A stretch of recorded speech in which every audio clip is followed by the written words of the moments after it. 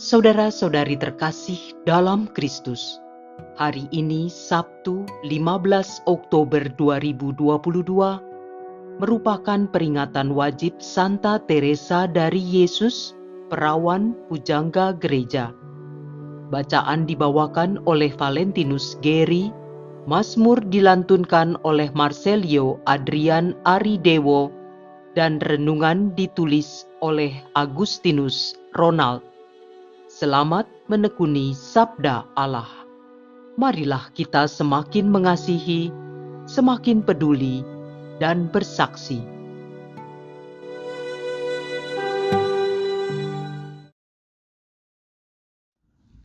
Dalam nama Bapa dan Putra dan Roh Kudus. Amin. Allah Bapa yang Maha Kuasa dan Maha Rahim, kami bersyukur kepadamu atas hari yang baru yang Engkau anugerahkan bagi kami. Hari ini kami hendak mendengarkan dan merenungkan firman-Mu. Kiranya Engkau berkenan mengampuni dosa-dosa kami, dan terangilah hati kami dengan Roh Kudus-Mu, agar kami beroleh pesan yang hendak Engkau sampaikan bagi kami. Kiranya keteladanan hidup Santa Teresia dari Avila, salah satu pujangga gereja yang kami peringati hari ini, boleh menjadi inspirasi iman kami di dalam mengarungi kehidupan ini. Doa ini kami haturkan kepadamu dengan pengantaraan Yesus Kristus Tuhan kami, yang hidup dan berkuasa sepanjang segala abad. Amin. Bacaan dari surat Rasul Paulus kepada jemaat di Efesus. Bab 1 ayat 15 sampai dengan 23. Saudara-saudara, aku telah mendengar tentang imanmu dalam Tuhan Yesus dan tentang kasihmu terhadap semua orang kudus. Maka aku pun tidak berhenti mengucap syukur karena kalian, dan dalam doaku kalian selalu kukenangkan kepada Allah Tuhan kita Yesus Kristus, yaitu Bapa yang Maha Mulia. Aku mohon supaya kalian diberinya roh hikmat dan wahyu untuk mengenal Dia dengan benar, supaya Ia menjadikan mata hatimu terang, agar kalian mengerti pengharapan apakah yang terkandung dalam panggilannya, yaitu betapa kaya kemuliaan yang dijanjikan akan diwarisi oleh orang-orang kudus dan betapa hebat kuasanya bagi kita yang percaya. Kekuatan itu sesuai dengan daya kuasa Allah yang berkarya dalam Kristus, yakni kuasa yang membangkitkan Kristus dari antara orang mati, serta menempatkan Dia di sisi kanan Allah dalam surga. Di situ Kristus jauh lebih tinggi dari segala pemerintah dan penguasa, kekuasaan dan kerajaan, serta tiap-tiap nama yang dapat disebut, bukan saja di dunia ini, melainkan juga di dunia yang akan datang. Segala sesuatu telah diletakkannya di bawah kaki Kristus, dan Dia telah diberikan Allah kepada jemaat sebagai kepala dari segala yang ada. Jemaat itulah tubuhnya, yakni kepenuhan dirinya yang memenuhi semua dan segala sesuatu. Demikianlah sabda Tuhan.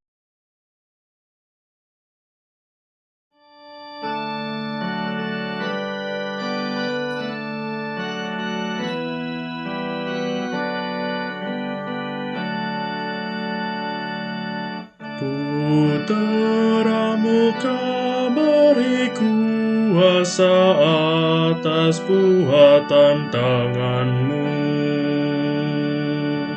Ya Tuhan Allah kami, betapa mulia nama-Mu di seluruh bumi. Keagungan-Mu luhur mengatasi langit. Lewat mulut bayi dan anak-anak menyusu, Kau permalukan lawan-lawanmu. Puteramu kau beri kuasa atas buatan tanganmu. Jika aku melihat langit-langitmu, buatan jarimu, bulan dan bintang-bintang yang kau pasang,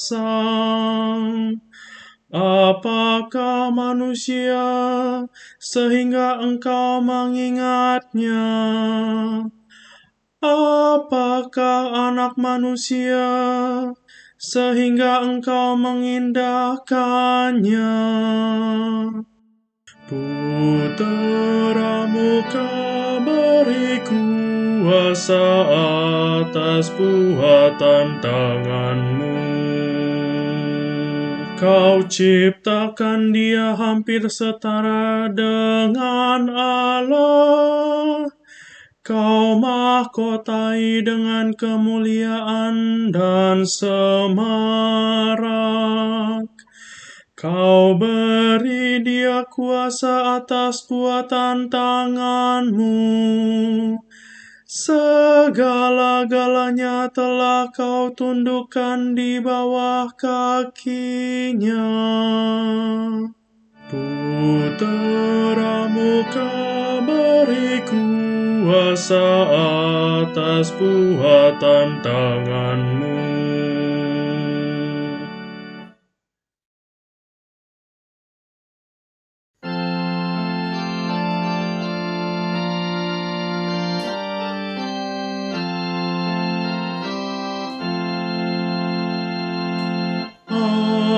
Haleluya, haleluya, haleluya.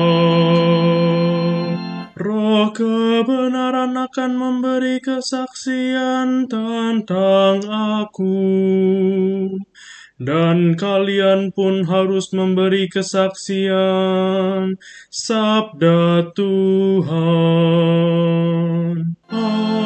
Haleluya, haleluya, haleluya.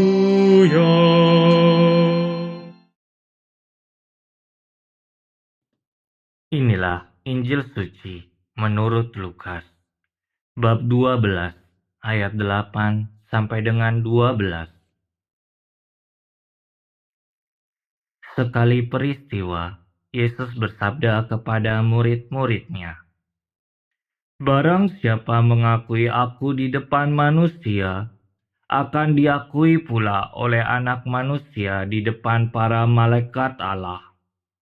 Tetapi barang siapa menyangkal aku di depan manusia, ia akan disangkal pula di depan para malaikat Allah. Setiap orang yang mengatakan sesuatu melawan Anak Manusia, ia akan diampuni. Tetapi barang siapa menghujat Roh Kudus, tidak akan diampuni. Apabila kalian dihadapkan kepada majelis atau pemerintah atau penguasa, janganlah kalian khawatir bagaimana dan apa yang harus kalian katakan untuk membela dirimu. Sebab pada saat itu juga Roh Kudus akan mengajarkan kepadamu apa yang harus kamu katakan." Demikianlah sabda Tuhan.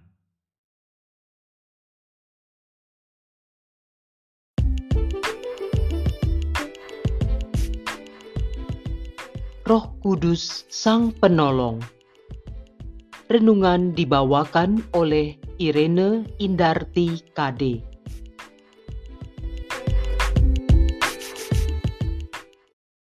Bapak, Ibu, kaum remaja dan anak-anak yang terkasih, salam damai sejahtera bagi kita sekalian. Dalam sebuah institusi, baik organisasi maupun perusahaan, setiap individu yang bernaung di dalamnya harus tunduk pada peraturan yang telah ditetapkan oleh institusi tersebut. Bila mana ada seorang anggota yang melanggar peraturan yang berlaku, maka akan dikenakan sanksi mulai tingkatan ringan sampai dengan berat.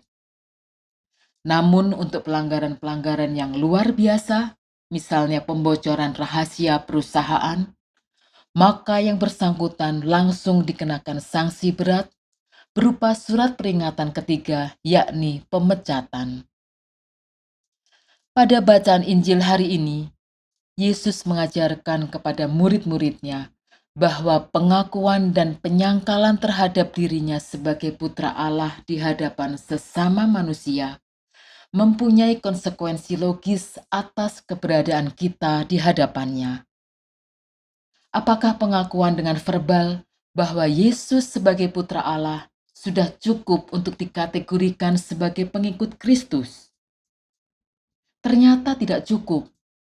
Karena yang diminta dari kita bukan sebatas pengakuan secara formal saja, melainkan haruslah tercermin dalam perilaku kehidupan kita sehari-hari yang senantiasa mematuhi ajaran-ajarannya. Jadi sekalipun kita mengakui Kristus sebagai juru selamat, namun jika pola hidup kita sehari-hari tidak mencerminkan keteladanan hidup Kristus, maka sebenarnya kita telah melakukan penyangkalan akan Dia sebagai putra Allah. Bagaimana pengaplikasiannya dalam kehidupan kita saat ini? Percepatan arus informasi dewasa ini telah membawa perubahan yang cepat, sehingga mempengaruhi nilai-nilai yang ada pada masyarakat. Misalnya, ukuran kesuksesan dinilai dari seberapa tinggi posisi seseorang dalam karirnya atau seberapa besar kekayaan materi yang dimiliki.